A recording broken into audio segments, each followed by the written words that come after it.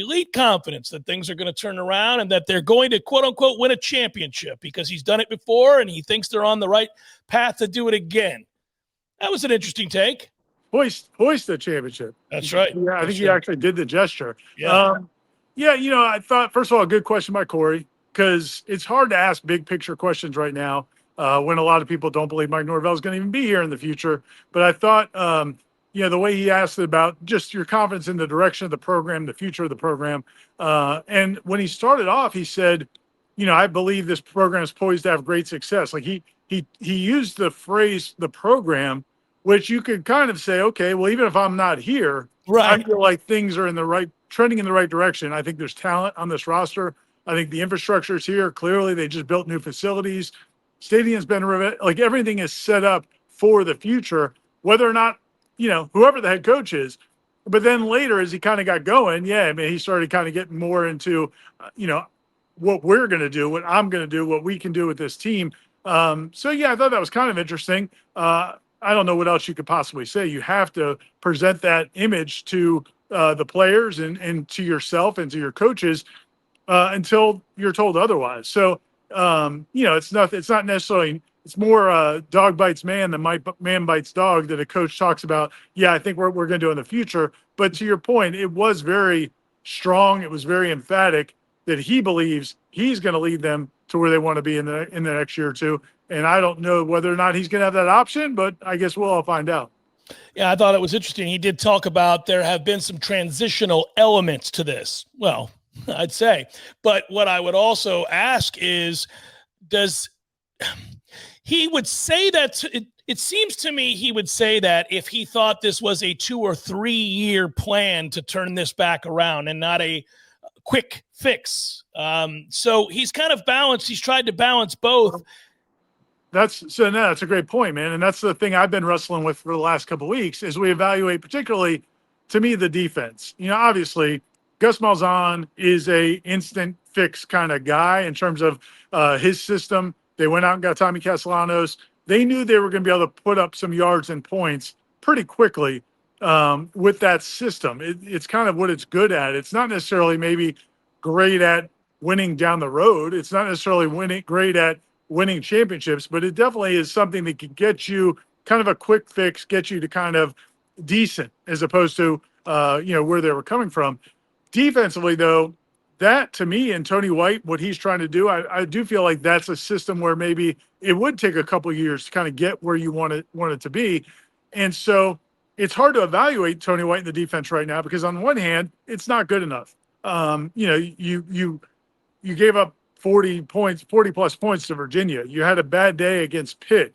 Like those are things that happen in the first year of a new coordinator, and you kind of live with it. Maybe if you're looking at down the road and getting his pieces in place to run his system.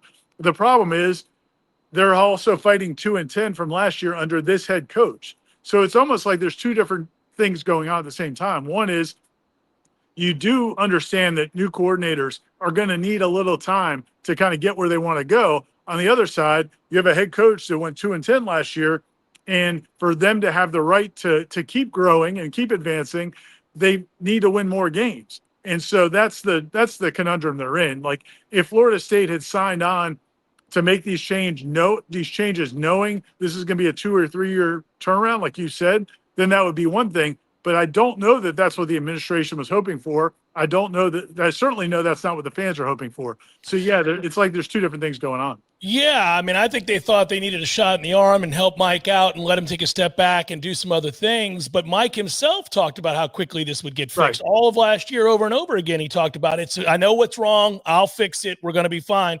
There's no way he could have said that repeatedly, thinking that it was going to be a 3-year plan. Once he even said it would be a quick fix at one point. He did specifically say. Yeah.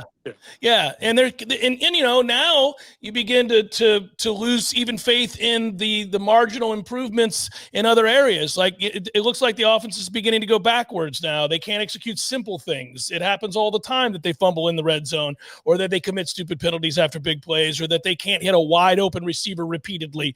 It's like, or if they do, he'll drop it. Now that's not coaching, but damn, man, it doesn't feel like things are getting better as this season goes on. It's really frustrating. And obviously to that in, fans are frightened by what they see. They see more losses. Basically, if it's an ACC game, there's a good chance you're going to lose it. If it's a road game, you are going to lose it. And so they do wonder, what are we doing? And to that end, you wrote an article, warchant.com. I encourage folks to go read it, your column. What compelled you to do so? Is it the sense of the growing angst amongst the fan base, or did you feel like there's misinformation? I'm just kind of curious the angle, what spawned that article? Yeah, no, I think it's both of those things. I think the feeling that a lot of people have is just not knowing what's going to happen. Like, I think there are some people in Gainesville who felt better about the fact that they fired Billy Napier. And yeah, so then they went out and lost 38-7 to Kentucky. Like, Kentucky never even punted in that game. It was Florida just didn't show up. You've given them a lot of credit for the way they've battled through all the things they battled through the last. Well, that seems to be done because they packed it in that game, and that's kind of what can happen if you do those types of things. So it's not like making a change fixes everything, but it does send a message, and that's what Florida did. Certainly, that's what LSU did. That's what Penn State did. Like, some of these administrations are saying, we hear you. You're not happy. We're going to make a change, and we're letting you know we're going to make a change. My point with the column is just looking at some of the realities of, okay, what tangible benefit does it do you? Because, I would have fired, Mike Norvell. I understood people that wanted to fire Mike Norvell after the Stanford game. I clearly, 100% understood it, and it would have sent that message. But what I've been asking people behind the scenes over the last couple of weeks is, okay, if you had done it, if you could do it, if you had done it, how would it have changed where you are today? And my impression is it really wouldn't have changed much. Like, if Florida State wants to hire another coach, it's not like that coach's agent can't be talking to Florida State behind the scenes. And the point I brought up, everybody knows, is, Jimbo Fisher had taken the Texas A&M job while he still had a job here. Link Jarrett coached in the World Series for for Notre Dame, and we give him all the credit for he kept that team together. They played, they were focused, but his agent was talking to Florida State. It's pretty clear that was going on behind the scenes. That's why they have agents. So one of the things I was just trying to explain to people is, just because Florida State's not on the market for a head coach doesn't mean they can't be doing everything they're supposed to be doing. On the same note, there was a perception, I think, that when they lost to Stanford, or when the season started going south, that they weren't prepared for the possibility they might have to make a change. I mean, there's a lot of, and again, I'm just talking to people around the program.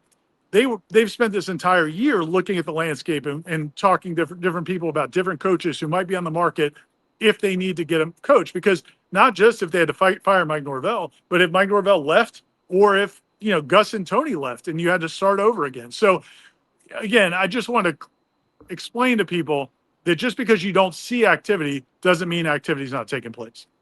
Yeah, and you can understand all of this. It's not a bad perspective to bring up. At the same time, you absolutely can empathize with every fan that is just yelling at their TV moment after moment after moment. Do something.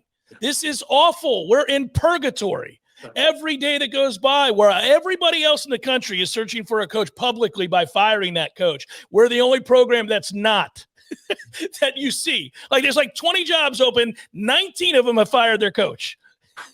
Right. Well, and listen, man, the other part of it is, when you're looking at, another big concern people have is that, they won't be able to afford to make a change. I mean, and I've been saying that for a year, that the best thing that could happen to Florida State was Mike Norvell figure out a way to win games so they don't have to make that change. But here we are.